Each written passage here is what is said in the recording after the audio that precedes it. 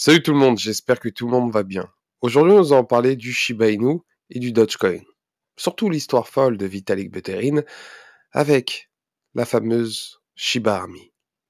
Faut dire que le dernier bull run avait marqué les esprits, surtout grâce au tweet d'Elon Musk avec Dogecoin et bien sûr la stratégie judicieuse de Ryoshi avec Shiba. Shiba Inu a été créée au mois d'août 2020 et depuis, elle prospère. Et ce qui est intéressant, c'est de savoir certains détails, comment Shiba Inu a atteint le top 20, voire le top 10 à un moment avec le Doge. C'est vraiment une histoire assez intéressante, surtout quand Vitalik Buterin s'est retrouvé avec énormément de Shiba.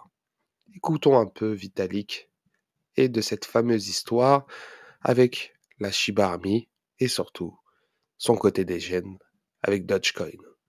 I should probably start by giving some of the backstory around these coins and this concept of giving me coins. First of all, Shiba Inu, as you said, is this kind of knockoff of Dogecoin, right? And Dogecoin was this initial kind of fun coin that was created back, I think, around 2014 or so. And it was just created by Jackson Palmer and put it out as a joke for a couple of hours, and a community formed around it. And at the beginning, people didn't take it very seriously. I actually remember putting about $25,000 into Doge sometime around 2016. And I just remember just thinking to myself, like, okay, how am I going to explain to my mom that I just invested $25,000 into dog coins? And like, what even are dog coins? Like, the only interesting thing about this coin is that there's, a logo of a dog somewhere. But, of course, that ended up being one of the best investments I've ever made. And it did really well. And then at the end of 2020, Elon Musk, of course, started talking about Dogecoin, and the market cap just shot up to about $50 billion.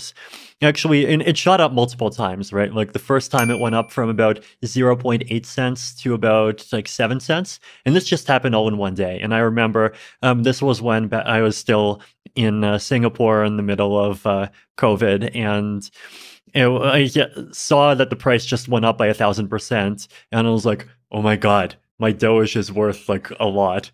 And so I immediately called up some of my friends and told them to drop everything and scramble. And I sold half the Doge, and I got $4.3 million, donated the proceeds to give directly. And a few hours after I did this, the price dropped back down from about 7 cents to 4 cents, right? So I managed to sell the Doge at the top, and I remember just feeling like I was such an amazing trader. But then, of course, the price went up from 4 cents, then to 7, and then 50, and just Doge becoming this big phenomenon where there's even a lot of people that have heard of Doge that have not heard of Ethereum. It's just something even I wasn't predicting, right? And so after that, of course, we have Doge, and then people are thinking, well, if the leading dog token is worth $50 billion, then surely the second largest dog token deserves, at least 7 or 8 billion, right? I feel like that's kind of what the mindset of these Shiba people is. So then, of course, they did this other gimmick, right, where they gave me half the Shiba token supply. They were actually not the first project to do this. So around the end of 2020, there was this weird project called Teller. It's Tellor. I think they're a Chainlink competitor or something like this. But I remember they just dumped $50,000 worth of their token into my wallet. And then they had their Twitter army just basically run around saying, look at Vitalik's wallet. Vitalik holds Tellers. He's one of us. He's a supporter. And as soon as I discovered this, I just publicly sold the Teller tokens on Uniswap, and this created a bit of a Twitter splat. Now, the Shiba people were more clever. The Shiba people, instead of dumping to that wallet, they dumped to my cold wallet, right? So in cryptocurrency, right, there's this concept of cold wallets and hot wallets. Basically, the thing that actually owns your money is this 80-digit number called a private key, right? And a hot wallet is when that private key is just stored in memory on your computer, on your phone, really easy to access.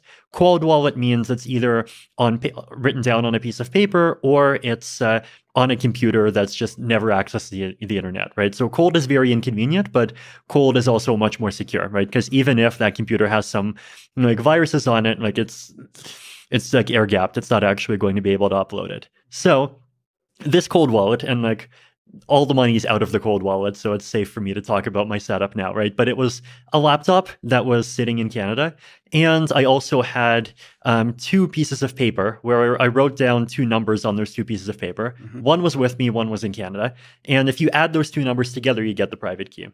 So because of COVID travel restrictions, and this is this cold wallets in Canada, like it's very difficult for me to actually access it, right? And I'm not sure if they knew this. Maybe they just got lucky. But like basically, they sent a lot of these dog tokens into this wallet where it was very difficult for me to access it. But then I saw these dog tokens, I saw more and more people talking about them, and then at some point I realized that like, hey, these things are worth billions of dollars, and like, there's lots of really good things that you could do with that amount of money, and it would actually be a waste to just like see it go. So I made the decision that like I would actually power through and figure out how to like safely like basically get my private key. I actually had to call up my family, tell them to read out their number off of their piece of paper. I entered that into a fresh laptop that I bought from Target. Then I put in my other number on my piece of paper, added the 2 numbers together on the computer. There's the key.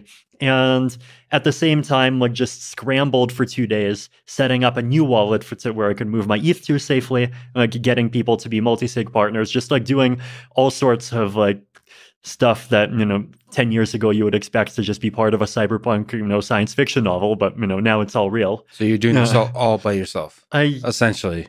Most of it by myself. So you have to keep it secret, right? And I needed my family to actually like go and read the number on their piece of paper, and then I in my new multi-sig wallet, like there's other people that are signatories, but I'm obviously not going to reveal any details beyond that. So I did this, right, and I actually managed to get the private key, make the first transaction that would just move all my Ether to the multi-sig wallet so it's safe, and then second put the private key on my main computer, then started, like going in and just selling some of the dog tokens and then just like giving them to these different charities. Now, at the time, I actually did not even like have any idea of how much you would be able to get, right? Because like on paper, the dog tokens are $7 billion, but like in reality, it's a very liquid market. Are you going to crash it by after you sell 1 million worth? Are you going to crash it after 10 million? Are you going to might you actually be able to get like an entire 200 million? I had no idea. So I definitely was just of the mindset like, okay, I'll sell a bit, maybe I get some ETH, and then, donated some ETH to give well, donated some to other groups, and then, okay, have some dog tokens. Like, I don't have an easy ability to sell more myself, but then I'll just like give them to these groups and like, hopefully they'll do good things with them. It was actually, I actually donated 20% and dumped 80%. Okay. Yeah, so the COVID India group got one batch, and then there's another group that got another batch. And I don't want to say who they are because I think they want to announce themselves at some point. Sure. Yeah, but it's, you can see the fact that these transactions were made on the blockchain. But no, it was just very interesting and unexpected and just an insanely crazy situation. Comme quoi, certains projets Memcoin se jouent sur certains détails. Vitalik Buterin s'est retrouvé dans une situation assez délicate concernant ses tokens SHIBA. Il avait énormément de dollars s'il pouvait, mais il ne l'a pas fait. Il a fait une donation.